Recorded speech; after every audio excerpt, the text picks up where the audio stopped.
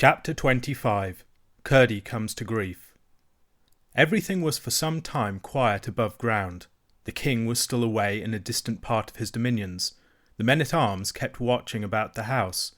They had been considerably astonished by finding at the foot of the rock in the garden the hideous body of the goblin creature killed by Curdie, but they came to the conclusion that it had been slain in the mines, and had crept out there to die, and except an occasional glimpse of a live one, they saw nothing to cause alarm. Curdie kept watching in the mountain, and the goblins kept burrowing deeper into the earth. As long as they went deeper, there was, Curdie judged, no immediate danger. To Irene, the summer was as full of pleasure as ever, and for a long time, although she often thought of her grandmother during the day, and often dreamed about her at night, she did not see her. The kids and the flowers were as much her delight as ever, and she made as much friendship with the miners' children she met on the mountain as Lootie would permit. But Lootie had very foolish notions concerning the dignity of a princess, not understanding that the truest princess is just the one who loves all her brothers and sisters best, and who is most able to do them good by being humble towards them. At the same time, she was considerably altered for the better in her behaviour to the princess. She could not help seeing that she was no longer a mere child, but wiser than her age would account for. She kept foolishly whispering to the servants, however, sometimes that the princess was not right in her mind, sometimes that she was too good to live, and other nonsense of the same sort. All this time Curdie had to be sorry, without a chance of confessing, that he had behaved so unkindly to the princess. This perhaps made him the more diligent in his endeavours to serve her.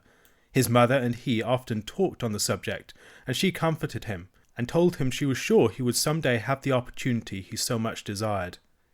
Here I should like to remark, for the sake of princes and princesses in general, that it is a low and contemptible thing to refuse to confess a fault, or even an error.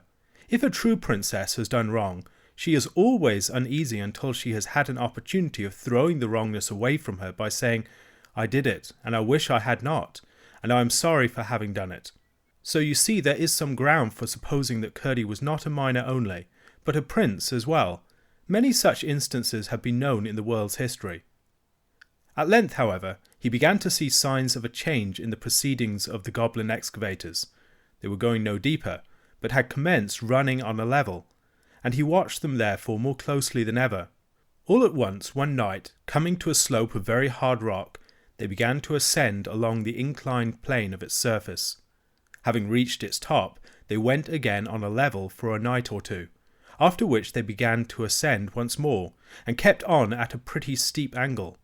At length Curdie judged it time to transfer his observation to another quarter, and the next night he did not go to the mine at all, but leaving his pickaxe and clue at home, and taking only his usual lumps of bread and pease pudding, went down the mountain to the king's house.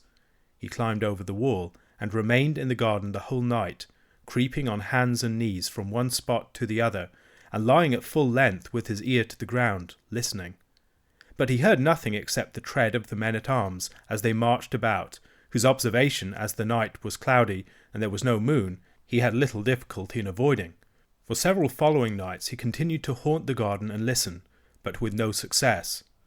At length, early one evening, whether it was that he had got careless of his own safety, or that the growing moon had become strong enough to expose him, his watching came to a sudden end. He was creeping from behind the rock where the stream ran out, for he had been listening all around it in hope it might convey to his ear some indication of the whereabouts of the goblin miners, when just as he came into the moonlight on the lawn, a whiz in his ear and a blow upon his leg startled him. He instantly squatted in the hope of eluding further notice, but when he heard the sound of running feet he jumped up to take the chance of escape by flight. He fell, however, with a keen shot of pain, for the bolt of a crossbow had wounded his leg, and the blood was now streaming from it. He was instantly laid hold of by 2 or 3 of the men-at-arms. It was useless to struggle, and he submitted in silence. "It's a boy!" cried several of them together in a tone of amazement. "I thought it was one of those demons. What are you about here?" "Going to have a little rough usage, apparently," said Curdie, laughing as the men shook him. "Impertinence will do you no good. You have no business here in the king's grounds, and if you don't give a true account of yourself, you shall fare as a thief." "Why, what else could he be?" said one. "He might have been after a lost kid, you know," suggested another. I see no good in trying to excuse him. He has no business here anyhow." "Let me go away then, if you please," said Curdie. "But we don't please, not except you give a good account of yourself." "I don't feel quite sure whether I can trust you," said Curdie. "We are the king's own men-at-arms," said the captain courteously, for he was taken with Curdie's appearance and courage. "Well, I will tell you all about it, if you will promise to listen to me and not do anything rash." "I call that cool," said one of the party, laughing. "He will tell us what mischief he was about, if we promise to do as pleases him." "I was about no mischief," said Curdie. But ere he could say more he turned faint, and fell senseless on the grass. Then first they discovered that the bolt they had shot, taking him for one of the goblin creatures, had wounded him. They carried him into the house and laid him down in the hall. The report spread that they had caught a robber, and the servants crowded in to see the villain.